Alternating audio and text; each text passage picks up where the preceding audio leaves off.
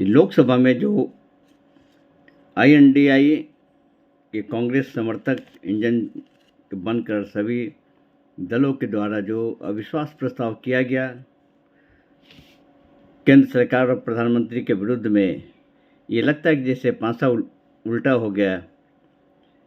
ऐसा लगा कल के 3 दिनों के लगातार कवरेज को सुनते हुए, और जिस तरह की जो फील्डिंग जो विपक्षों ने सजाई थी, लेकिन ऐसा लग रहा था सभी अनुभवहीन, किसी पास कोई शब्द नहीं, बोल रहे थे, कोई तालमेल नहीं, सरकार पे जो उंगलियां उठा रही थी कि कोई तालमेल नहीं, नतीजा वही सिफर रहा। सबसे दुखद इस बात का है कि अगर अविश्वास प्रस्ताव लाने वाले कांग्रेस पार्टी के थे, आखिर जब मोदी जी का अराइवल हुआ, जिनका नंबर था, जिनके लिए लोगों ने प्रयासरत था कि लोकसभा में आकर प्रधानमंत्री मोदी जी का बातों को सुनेंगे, मणिपुर कांड पर भी अपना बातों को रख करके, लेकिन आश्चर्य की बात है कि जैसे ही मोदी जी का अराइवल हुआ, 5 से 10 मिनट रुके लोग और सभी सदन छोड़कर भाग गए।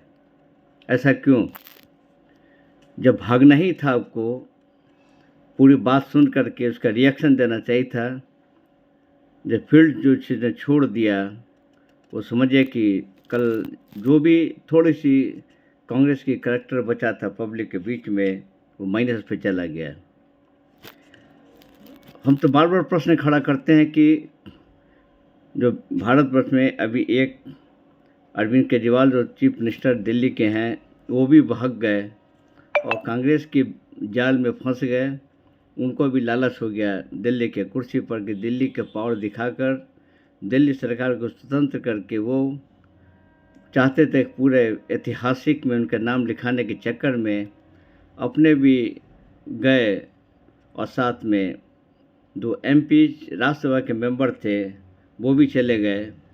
इस तरह से फर्जी हस्ताक्षर पर कर करके जो विशेषा हनन के जो शिकार हो गए, एक बड़बोले पर के कारण संजय सिंह भी आउट हो गए। यानी फिर वही बात, फिर केजरीवाल साहब फिर अपनी जगह पर, यानी कि अरविंद केजरीवाल साहब अगर अभी भी संभल जाएं और अभी भी अगर चुनाव ठीक से लड़ें, तो अभी पूरे जनता, पूरे भारतवर्ष के दिलों में अरविंद केजरीवाल साहब मोदी जी के बाद राज करते हैं। लेकिन कांग्रेस से हाथ मिलाना और कई पार्टियों से मिलना, इनका नुकसान तय हो गया। वही सांप सीढ़ी की जिस तरह 98-99 पर एक सांप बैठा रहता है, वही डस लिए गए, सीधा 3 पर आ गए।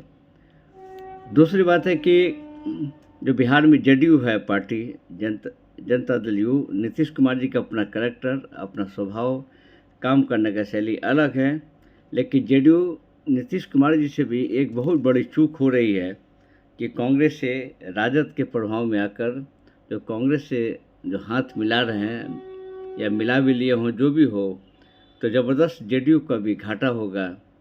एडवांस हम अपने समीक्षा में डॉक्टर बालू साहब के साथ बता रहे हैं अपने चैनल के माध्यम से।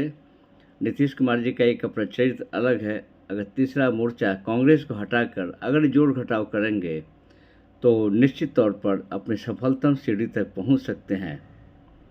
उसके बाद नेक्स्ट टू बी कई इसी तरह ममता जी का कहना है, आखिर लास्ट में पंजाब में कांग्रेस समझदार पार्टी है, जो देखा कि फंस जाएंगे तो उसने अलग लड़ने का ऐलान भी कर दिया। चलिए हम शुरुआत करते हैं अविश्वास प्रस्ताव पर।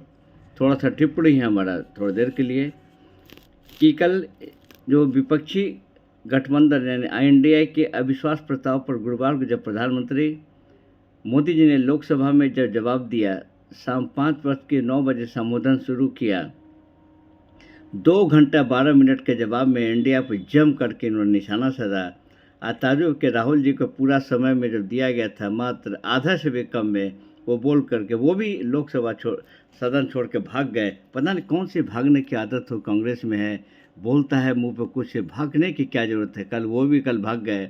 रहना चाहिए था, सूझना चाहिए था, और पूरा अपना बाकी भी पूरा नहीं किए। और यानी कि 2 घंटा 12 मिनट के जवाब में इंडिया के जम करके निशाना साधा। इस बीच विपक्ष मणिपुर पर बोलने की मांग करता रहा। शाम 6:40 जब विपक्ष वॉकआउट कर गया, वॉकआउट करने के बाद पीएम ने कहा कि एक दिन पहले गृह मंत्री ने मणिपुर को लेकर सरकार की चिंता ये प्रकट की थी, वहाँ कोर्ट का फैसला भी आया और जिसे प्रक्रिया को शुरू किया गया। अभी सभी नागरिकों को आश्वासन करना चाहूँगा, यानी इनका संबोधन में था कि मणिपुर में शांति का सूरज जरूर आएगा। और पीएम के संबोधन के बाद अविश्वास प्रस्ताव पर वोटिंग हुई, जिसका प्रस्ताव ध्वनिमति से गिर गया। अगर बात करते हैं कि विपक्ष को जिंदा रहने के लिए एनडीए को सहारा लेना पड़ा, लेकिन घमंड इतना कि एनडीए को भी 2-1 पिरो दिए, यानी कि 1 से 26 दलों का घमंड और दूसरा 1 का 1 परिवार का घमंड। यही नहीं, इंडिया में डांट लगाकर इंडिया के भी टुकड़े किए। मोदी जी का ये सब कथन था। यह सच है कि श्रीलंका को हनुमान ने नहीं, इनके रावण के घमंड ने जलाया। जनता भी श्री राम की तरह है, इसलिए कांग्रेस को इंडिकेट करते हुए उन्होंने कहा कि आप 400 जहाँ के संख्या में थे, आप 40 पर आके सिमट गए। विपक्ष का सीक्रेट बताना चाहता हूँ, ये जिसका बुरा हाल चाहेंगे उसका ही भला करेंगे। एक HAL का बुरा वही, लेकिन वो बुलंदिया को जो छू रहा है, ये इंडिया की गठबंधन नहीं, घमंडिया गठबंधन है। इसका बारात में हर कोई दूल्हा बनना चाहता है, पर कोई पीएम बनना चाहता है। यानी कि छोटे से एक रिपोर्ट कार्ड के साथ लोक स्मार्ट चैनल सवाल खड़ा करता है कि जब विश्वास प्रस्ताव जब कांग्रेस ने उन्होंने प्रस्ताव रखा, काफ़ी लोगों की निगाहें थी कि मोदी जी क्या बोलेंगे, आप क्या जवाब देंगे, लेकिन अचानक फील्ड छोड़कर भागना, राहुल जी को फील्ड छोड़कर भाग जाना, जिस तरीके से राहुल जी ने जो ट्रैक से हट करके जो बोल रहे थे, भारत माता की हत्या या द्रोही हो, ये सब लैंग्वेज से दर्शाता था कि अभी जो राहुल गांधी जी अभी इमेच्योर्ड है और सदा तरीके राजनीतिक पर उनका बोलने का ट्रैक को ऐसा नहीं लगा जैसे लोग स्मार्ट चैनल जैसे जिनके मन में जो अपना रिएक्शन के रूप में दे रहे हैं। इसलिए हम चाहेंगे कि कांग्रेस के जो पुराने जो नेता हैं, सबसे पहले नीतीश कुमार जी हैं, लालू जी हैं, ये लोग आपस में बैठ करके कम से कम अगर इंडिया को आगे बढ़ाना चाहते हैं तो बैठ करके आपस में एक प्रोसेसिंग तरीक़ा से, कायदे तरीक़ा से किस बात को कब रखा जाए, क्योंकि उनके सामने एक मजबूत एक जो बल्लेबाज जो विराट कोहली के नाम से पूरा वर्ल्ड डरता है, उनके सामने Narendra Modi ji just like the Virat Kohli cricketer, और आप सभी हैं धाराशाही, केवल फील्डिंग से जाते हैं, बॉलिंग करते हैं, लेकिन क्रीज पर टिकना और जवाब देना, बॉलों को फेस करना की कला अभी बहुत कमी है। अभी समय है भी चुनाव में 8-9 महीना, हम चाहेंगे फिर से रिहर्सल हो, अच्छे पुराने नेताओं का किस हद तक कैसे बोलना चाहिए ये स्पष्ट हो गया। अविश्वास प्रस्ताव करके कांग्रेस ने इतनी बड़ी भूल की कि जो बातें मोदी जी जो कहना चाहते थे उस समय पर, चुनाव के समय पर बोल नहीं पाते, लेकिन इन लोगों ने मौका दिया और जिसको एक एक बारी से नरेंद्र मोदी ने सभी बातों को धो दिया।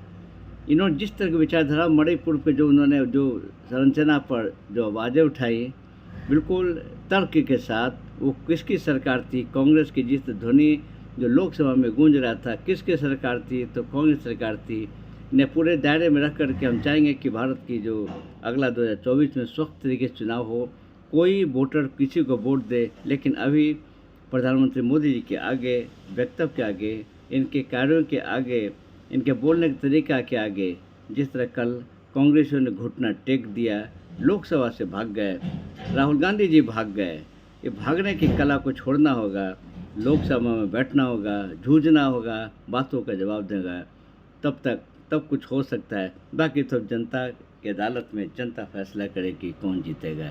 फिर मिलेंगे छोटे से समीक्षा के साथ। जय हिंद।